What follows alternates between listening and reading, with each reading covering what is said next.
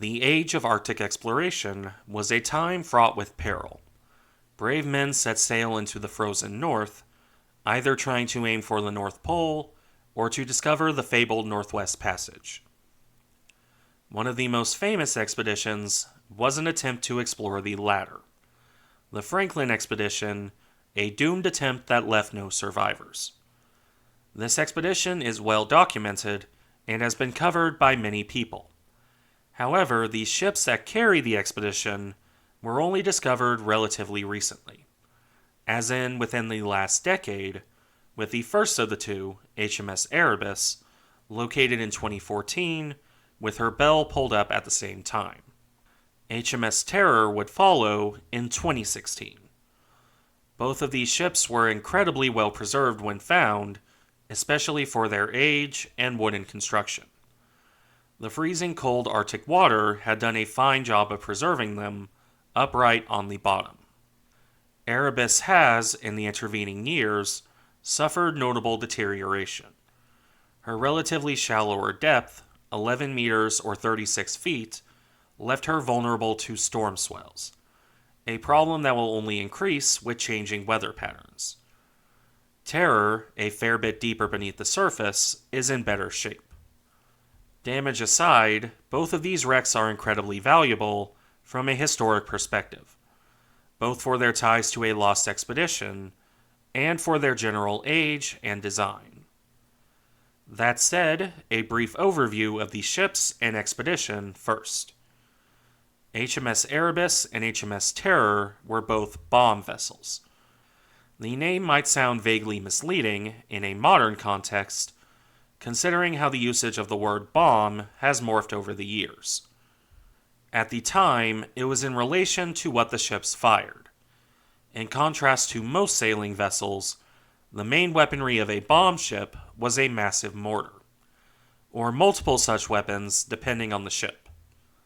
These would fire explosive shells, which were called bombs at the time. And that's where the name originated. A bomb vessel is a ship that fired bombs.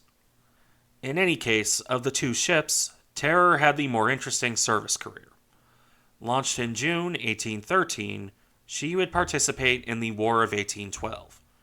Her most notable service in that war coming during the Battle of Baltimore in September 1814. The bombs bursting in air bit of a certain national anthem refers to ships like Terror. She participated in other battles as well, though that would be the most famous one. With the ending of the war, however, Terror was decommissioned until 1828. At that point, she was recommissioned for service in the Mediterranean. This would prove to be short-lived, however, as Terror was refit in the mid-1830s for polar exploration duty. Terror participated in three notable expeditions: the Back Expedition of 1836, the Ross Expedition that kicked off in 1840, and the Franklin Expedition that began in 1845. Before we get to that, though, let's look at Erebus. She was also a bomb vessel, although a newer one than Terror. Erebus was launched in 1826, though she would not see any combat. Her service in her original role, in fact, lasted a very short time. By 1840, she was an exploration vessel, sailing with Terror on the Ross expedition to Antarctica. Mount Erebus, a rather famous Antarctic volcano, is named after this ship. It would be her first expedition, and the only one she survived. Come 1845, Erebus was sailing with Terror on the Franklin expedition, which she would never return from. Now, if you're curious why the British chose bomb vessels to use for polar exploration, these were relatively small ships, but they were strong ships. The frames of a bomb ship had to be heavily reinforced to withstand the recoil of the mortars. The assumption, then, was that these ships would be equally resistant to sea ice. Considering how often those ships got caught in sea ice without their hull failing, this is probably true. At least to some extent. In the case of Erebus and Terror, they were also equipped with locomotive steam engines and screw propellers. All that being said, Erebus and Terror would not survive their final expedition. As well covered as the Franklin expedition is, I'll simply give a Cliff Notes version here. Sir John Franklin led an expedition based on Erebus and Terror to try and traverse the Northwest Passage. They were last seen by European eyes in July 1845. Anything past that point is based on what little evidence survived the years, such as the Victory Point note seen here. From this, it's apparent that the two ships were trapped in the ice in late 1846.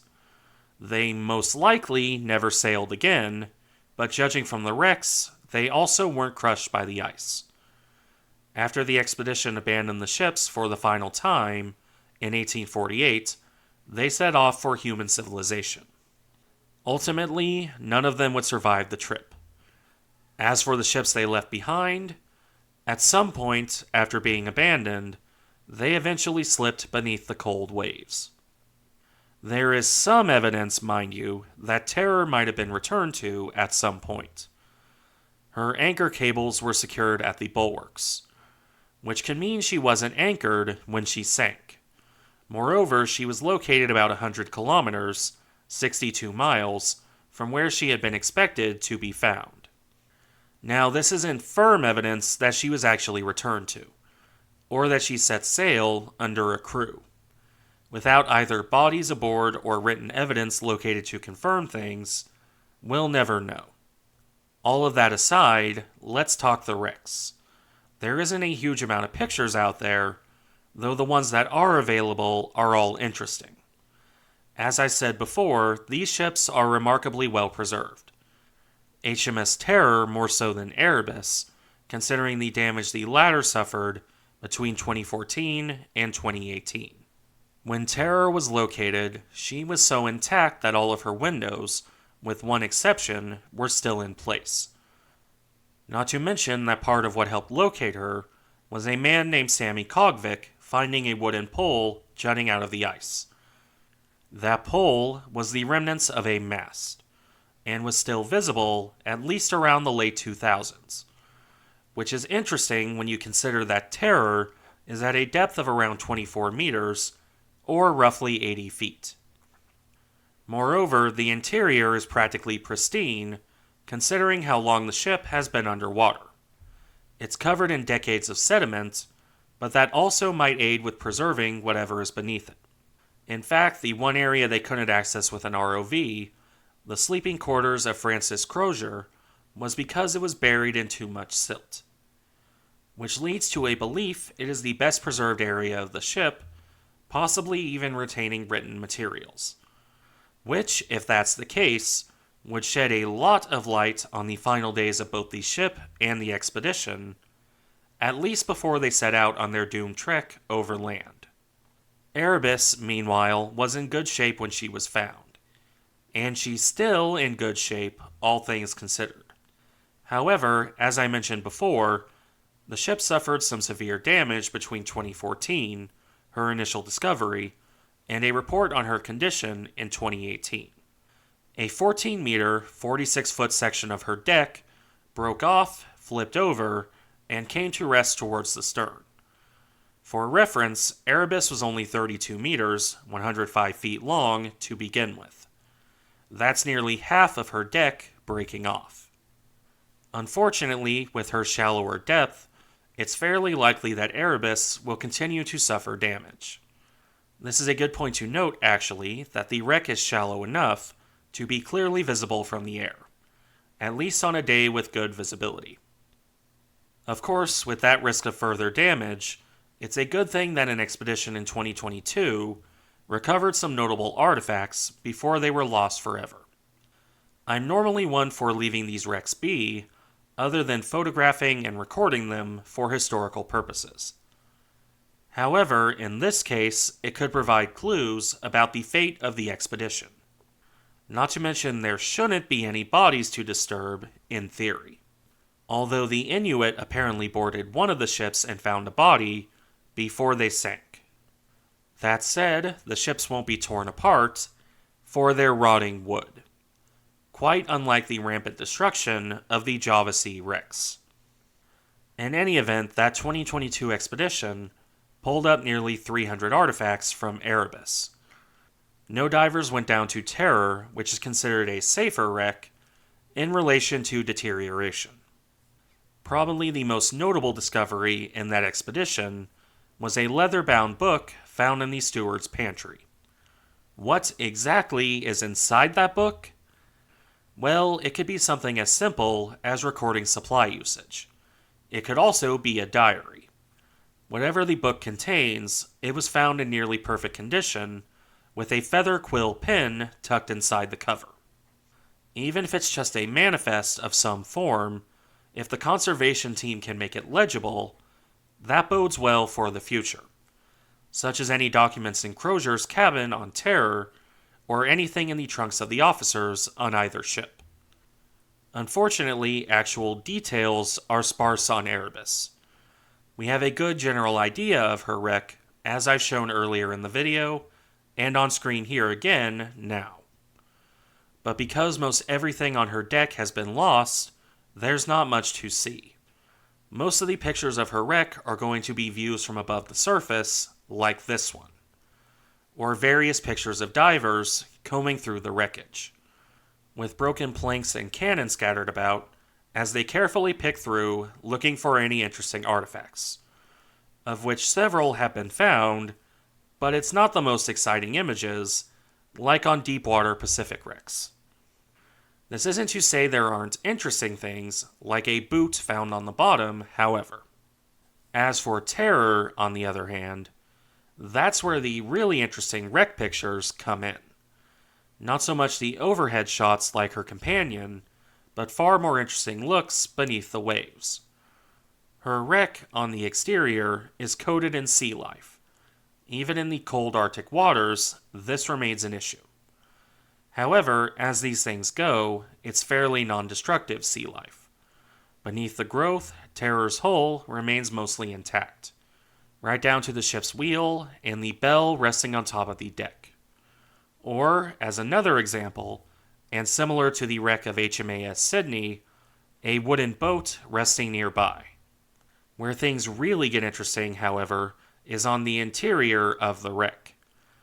It's in here that the preservation goes from impressive to remarkable. The partitions between different cabins and portions of the ship are completely intact, right down to doorways like open maws in the darkness. Shelves are still in place, with jars and other such things resting where they were left nearly 2 centuries ago. Admittedly, they're covered in silt and other debris, but they remain where they were left. While you can see similar things on wrecks as famous as Titanic, it feels more impressive on a nearly 2-century-old wooden wreck. And on the topic of comparisons to Titanic, some of Terror's dishes remain on the ship and in their racks. I suppose the crew wouldn't have felt it necessary to take those when they were traveling so far. They would have needed more room for food and other such things instead of plates and bowls.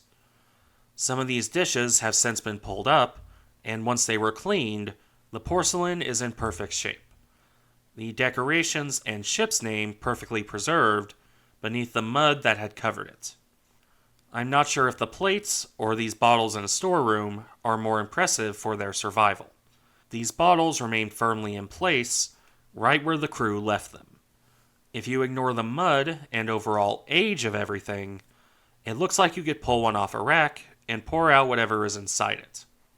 And then there's the officer cabins, with the furniture from beds to shelves still sitting quietly on the bottom. Even the drawers are still firmly secured in place, which raises interesting questions about what might be inside them. Flooded out or not, being in the drawers in that cold water would do a lot to preserve the content. The same goes for anything buried in the mud, which will actually do a lot to preserve it.